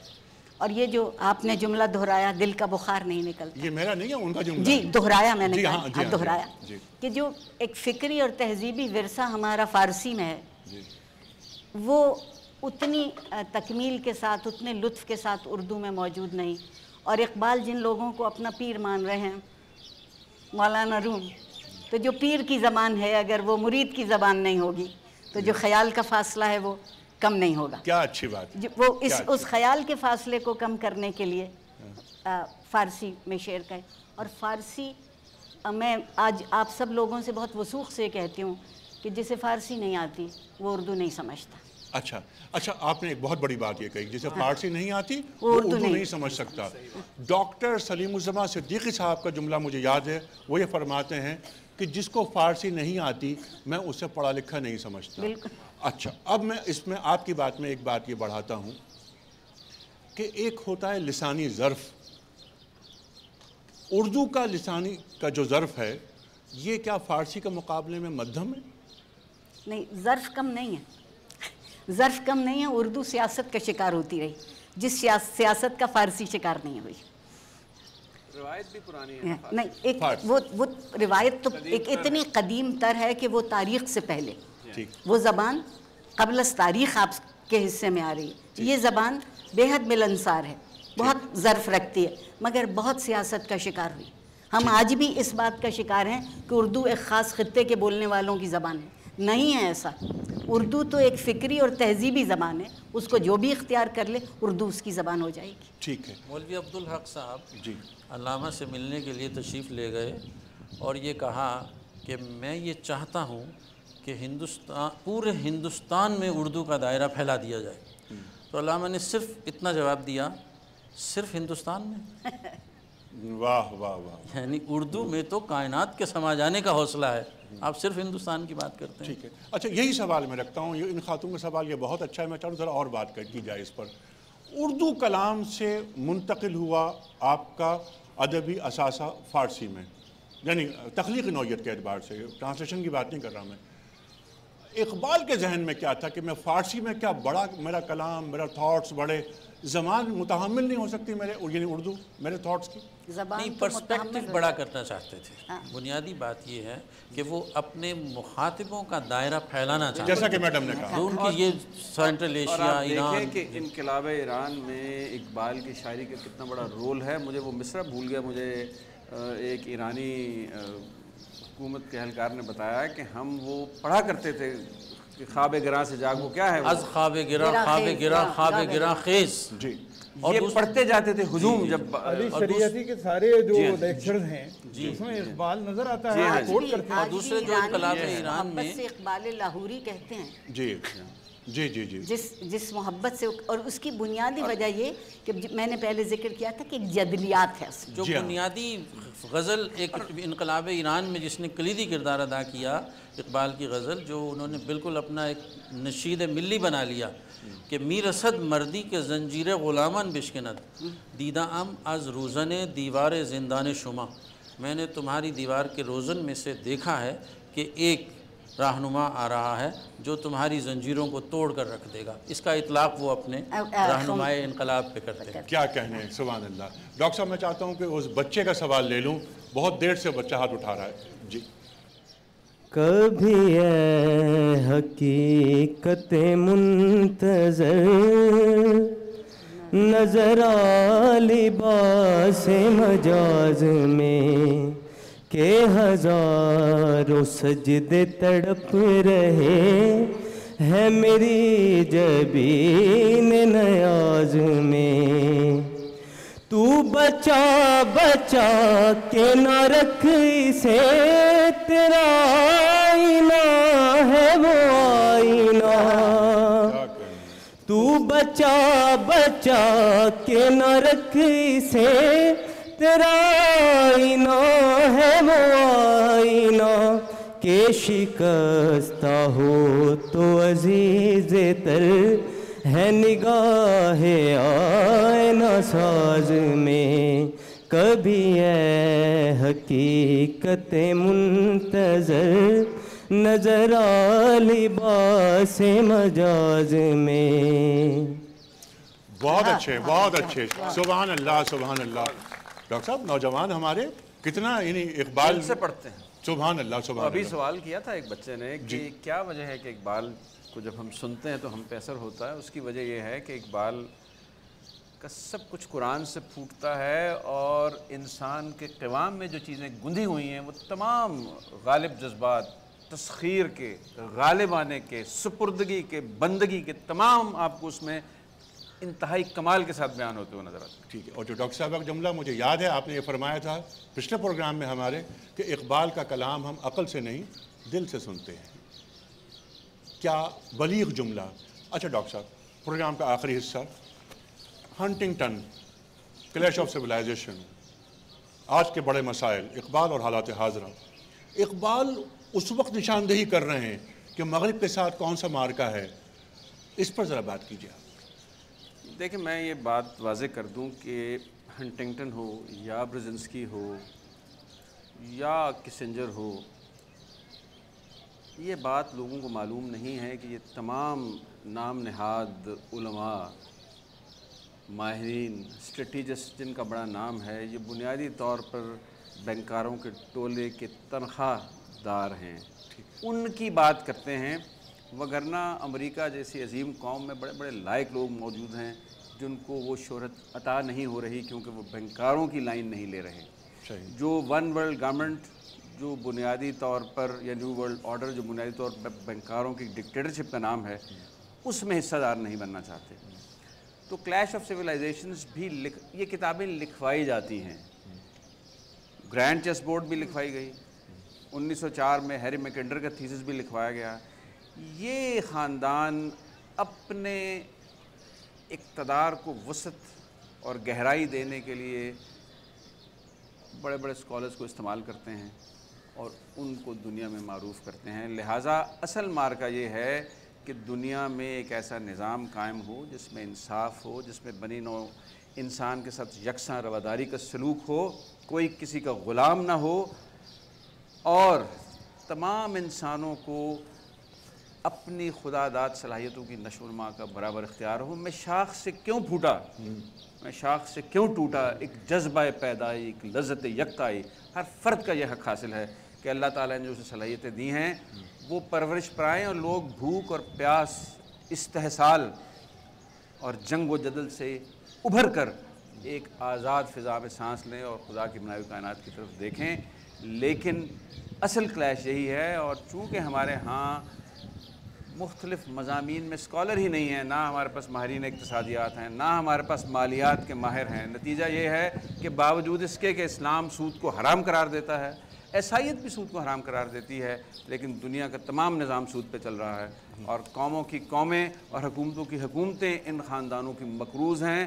امریکہ کا GDP $14 ٹریلین ہے، جو بینکوں کا قرضہ انہوں نے دینا وہ $15 ٹریلین ہے، وہ کبھی قرضہ اتار ہی نہیں سکتے، سود بڑھتے بڑھتے GDP تو کبھی ٹھیک ہے، یہ تو ان کے مسائل۔ ڈاکٹر صاحب میرا سوال صرف یہ ہے کہ اقبال کی فکر کو لے کر ہم اپنے مسائل اس تناظر میں جو آپ نے باتیں فرمائیں، clash of civilization, the end of history, world new economic system, new world order, یہ نئی ٹرم سامنے آئی ہیں، اس میں غلامی کو دور کر کے زندہ کیسے رہا جا سکتا ہے، وہ زندگی جو اقبال چاہتے ہیں؟ دیکھیے اصل میں سارا یہ بات ڈاکٹر صاحب نے بالکل درست کہی کہ یہ لوگ ظاہر ہے کہ ہوم آفس کے ملازم تھے دونوں، یعنی یہ ہنٹنگٹن بھی اور فوکویاما بھی، اینڈ آف ہسٹری کا جو مصنف ہے۔ لیکن دیکھیے اصل میں بات یہ ہے کہ اصل بات یہ یعنی ان لوگوں کی چیزیں یعنی بالکل بے وزن تو نہیں ہیں کہ جسے غیروں کی بات سمجھ کر رد کر دیا جائے، البتہ ان کی بات کو بھی ایک صحیح دھارے میں شامل کرنے کی ضرورت ہے۔ معاملہ ہے کلیش کا، بات یہ ہے کہ کلیش بنیادی طور پر تہذیبوں کی سطح پر نہیں ہے، کلیش خود میری اپنی ذات کے اندر موجود ہے، وہ فرد اس کے اندر کلیش موجود ہے کہ اسے مطلب جو اس کا اصل مقصود ہے اس کرۂ ارض پر انسان کو جس لیے بھیجا گیا ہے، وہ اصل میں اس کو متعین کرنے میں اس کے درمیان ایک کشمکش ہے۔ تو اور اس کلیش کی بات قرآن مجید پہلے ہی روز سے کر رہا ہے کہ وہ جو شیطان کے ساتھ آپ کا انہو لکم عدو مبین، تو اصل میں تو ساری چیز یہ ہے کہ بنیادی طور پر، اور یہ انسانیت کا ایک تہذیبی ارتقاء ہے۔ مغرب نے تہذیبی ارتقاء کے خاص اسٹیج پر قیادت سنبھالی، لیکن اب وہ اس کے اندر سے مزید اسے اگرچہ ابھی فکری سوتے خشک نہیں ہوئے، لیکن اس میں ایسا محسوس ہوتا ہے کہ وہ شاید یہ اعلان کر رہا ہے اور انکار کر رہا ہے کہ وہ اس تہذیبی فکر کو آگے بڑھانے کی صلاحیت نہیں رکھتا۔ یہ خلا اسلام پورا کر سکتا تھا، لیکن سارا مسئلہ یہ ہے کہ مسلم دنیا میں جو اسلامی تحریکیں اٹھتی رہی ہیں ان کا رزلٹ یہ نکلا، ان کی نیت یہ نہیں تھی، لیکن ان کا رزلٹ یہ نکلا ہے کہ بالآخر شدت پسندی جو ہے وہ ہمارے رگو پیر اور غالب ہوتی جائے، مزاج کا حصہ بن گئی۔ اور آپ کی بات کو آگے بڑھاتے ہوئے ہمیں اسلام کے عالمی پیغام کو لے کر آگے بڑھنا ہوگا، اور وہ تہذیبی ارتقاء مزید یعنی مغرب کی تہذیب کو بھی مزید آگے بڑھائیں۔ ٹھیک ہے، اور اس کے لیے جو انٹلیکچوئل ڈیفیسٹ کی آپ نے بات کی، خرچ خسارہ، وہ پورا کرنا ہے۔ ڈاکٹر صاحب میں بڑا ممنون، بہت شکر گزار، ڈاکٹر زاہد صاحب آپ کا بہت میں شکر گزار ہوں، ڈاکٹر مجاہد کامران صاحب بڑا ممنون، بڑا وقت نکالا آپ نے، محترمہ عارفہ سیدہ صاحبہ بڑا شکر گزار، اور یہ بچوں اور بچیوں آپ کا بہت شکر گزار۔ خواتین و حضرات، کوشش اس بات کی کرنی چاہیے کہ اقبال کی اس فکر کو خود پر نافذ کیا جائے۔ اقبال نے فرمایا تھا نا کہ اندھیری شب ہے جدا اپنے قافلے سے ہے تو، تیرے لیے ہے میرا شعلہ نوا قندیل۔ خواتین و حضرات، مزار اقبال سے انیق احمد کو اجازت، خدا حافظ۔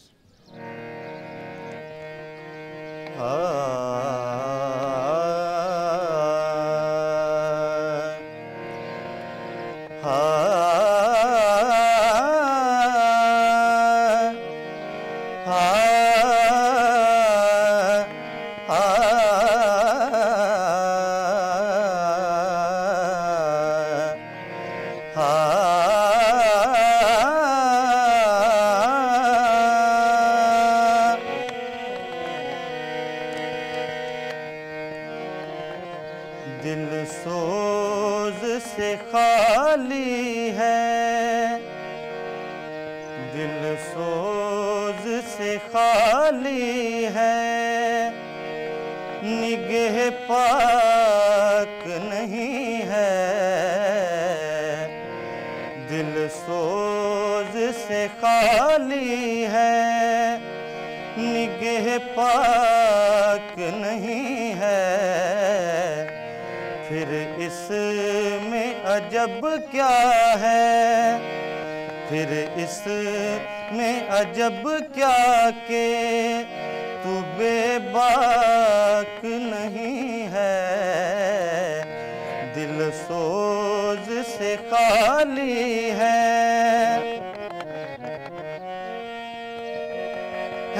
ذوق تجلی بھی اسی خاک میں پنہاں،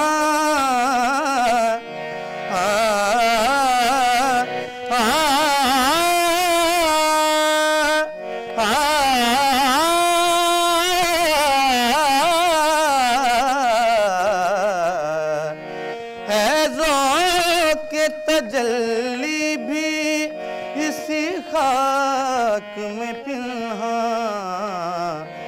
غافل تو نرا صاحب، ہاں غافل تو نرا صاحب ادراک نہیں ہے، دل سوز سے خالی ہے،